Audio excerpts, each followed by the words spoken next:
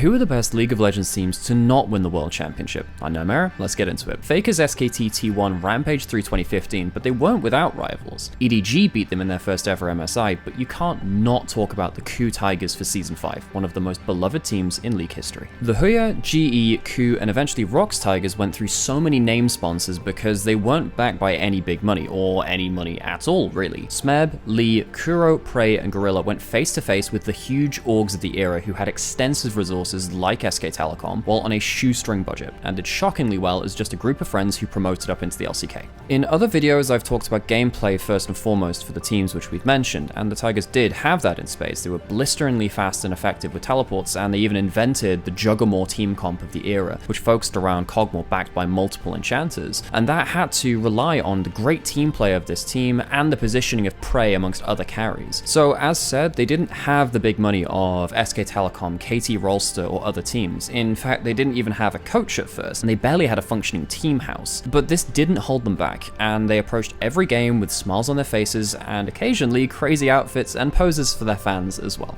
In fact, their personalities and their chemistry was so infectious, and they were so committed to these bits of videos, entrances, and funny pieces they would put out on their own YouTube channel, that they weren't just a great team, they maybe even surpassed Faker's popularity in brief places for that amount of time, even if they couldn't quite surpass him on the Rift itself. The Tigers would take home a second and a third place finish within the LCK in that year, and were also the only team to take a game off of SKT at 2015 Worlds, and if they hadn't done that, that would have been the only undefeated Worlds run to date in League history.